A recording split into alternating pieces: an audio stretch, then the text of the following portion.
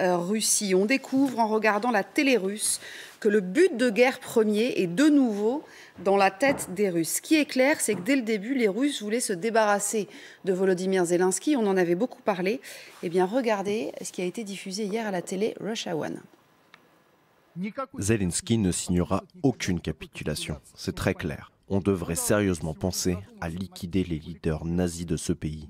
Pas seulement Zelensky et ses proches, mais aussi le Parlement ukrainien et l'ensemble du gouvernement actuel qui commettent un génocide contre leur propre peuple. Ça doit être notre objectif numéro 1. De la même façon qu'Israël s'est attaqué aux anciens nazis, ils les ont liquidés où qu'ils soient dans le monde.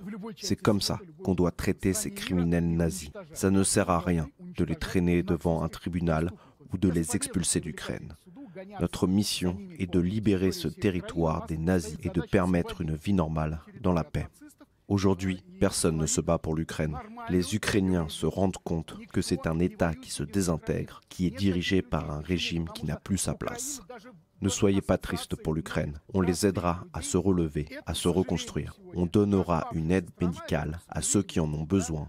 Et pour le reste, ils iront vivre en Pologne. Voilà pour cet extrait qui est évidemment assez édifiant. Alors on va en parler ensemble. Je voudrais d'abord prendre Pascal Boniface qui est avec nous par Skype. Bonjour à vous mon cher Pascal Boniface, directeur fondateur de l'IRIS et co-auteur de La géopolitique tout simplement, entre autres. Est-ce qu'il y aurait vraiment intérêt à tuer Volodymyr Zelensky, Vladimir Poutine? Il est devenu une telle personnalité, un tel emblème international. Il y aurait une réaction très forte, évidemment instantanée, non? Oui, bien sûr, mais il sera encore plus grand mort que vivant. Et donc, effectivement, si on l'assassinait, ce qu'a voulu faire Poutine au départ, mais il n'y est pas parvenu, en fait, maintenant, il aurait une aura encore plus importante et ça ne serait pas dans l'intérêt des Russes. Qu'il y ait quelques excités qui viennent à la télévision russe pour faire parler d'eux, pour faire un peu des éclats, c'est la logique, c'est normal. Ce n'est pas la première fois. On sait que dans ces débats, ce n'est pas uniquement d'ailleurs une spécialité russe, il y a toujours des gens qui font de la surenchère.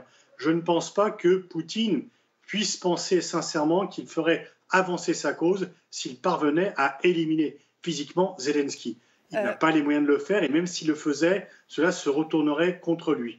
Mais c'est toujours un peu facile finalement d'agiter les tréteaux, de faire des effets d'estrade comme cela. Ouais. Il ne faut pas confondre quelques propagandistes et le maître du Kremlin. Alors justement, Jean de Glignasti, vous connaissez parfaitement bien la Russie, vous y avez été ambassadeur, vous connaissez les médias russes.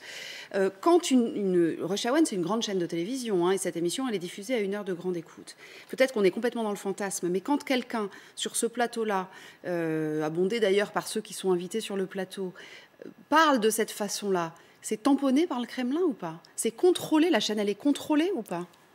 Oui, la chaîne est contrôlée quant à sa ligne éditoriale, mais sur toutes les chaînes de télévision russes, ce genre de débat avec des voix extrémistes a toujours eu carte blanche, en fait. Oui. Et il y a même un style particulier, particulièrement violent, brutal, parfois grossier, avec des empoignades qu'on trouve dans les débats sur les chaînes même publiques russes. Donc, effectivement, ça n'est pas la voix du Kremlin, mais le Kremlin, visiblement, ne voit pas d'objection majeure à ce que ce genre de choses soit répandu. Attention, on peut le tuer, etc. Ça ne gêne pas. Mais sur le fond, je partage totalement l'analyse de Pascal Boniface. C'était effectivement l'objectif général. On se souvient qu'au début, on avait dit, en fait, on s'est aperçu qu'il y avait des forces spéciales russes qui étaient dans Kiev avant même que Poutine passe la frontière. Oui, les forces spéciales avaient été utilisées avant le 24 février et on le sait, dans les premiers jours, d'une certaine façon, sa tête était mise à prix. On a parlé même à un moment de Wagner qui aurait été payé pour cet objectif. Donc le changement de pouvoir en Ukraine, d'une façon ou d'une autre, était l'objectif. Et l'élimination physique fait partie des méthodes employées par le KGB devenu FSB. C'est quelque chose qui ne les effraie pas. Donc qu'on en reparle régulièrement. Je me souviens d'une émission un peu similaire où dans l'excitation générale, on disait de toute façon, on va tous mourir, mais la grosse différence, c'est que nous, on ira au paradis alors qu'eux, ils iront en enfer. Vous voyez, ça rentre dans ce type de discours qu'il faut prendre avec précaution. C'était au point d'ailleurs, Catherine, au début, que la France avait proposé sa protection à Volodymyr Zelensky, qu'il avait refusé. La France et les Américains, et il avait répondu par une phrase qui est restée légendaire maintenant. Il avait dit j'ai besoin de munitions, j'ai pas besoin d'un taxi. Mais cette émission russe, c'était alors c'est évidemment on célèbre le mâle alpha russe qui n'a peur de rien et qui est prêt à tout. Mais c'était les mêmes qui, avec la même vigueur, expliquaient qu'il fallait utiliser l'arme nucléaire. Il y a déjà plusieurs semaines. Oui. Dieu soit loué, c'est toujours pas le cas. Donc on peut aussi imaginer que Volodymyr Zelensky va pas être assassiné dans les 24 heures. Et c'est sûr qu'il serait plus grand mort que vivant, sauf si les Russes réussissent justement avec leur passé de KGB, FSB et tous les autres services de renseignement à monter une énorme manipulation tendant à faire croire qu'il a été assassiné par des Ukrainiens. Et là, il pourrait dire, vous voyez, vous l'avez bien dit, c'était pas si simple, c'est vraiment les nazis. Et donc, le peuple fier et ukrainien a repris son destin en main et a éliminé Volodymyr Zelensky.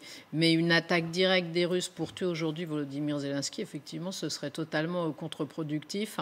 Et je pense pas que ce soit forcément dans les plans de Vladimir Poutine, même s'il n'arrête pas de le dire et de le répéter dans cette fameuse émission qu'on regarde avec toujours autant de délectation. Oui, ça c'est sûr. Vous êtes d'accord avec ça, Pascal Boniface?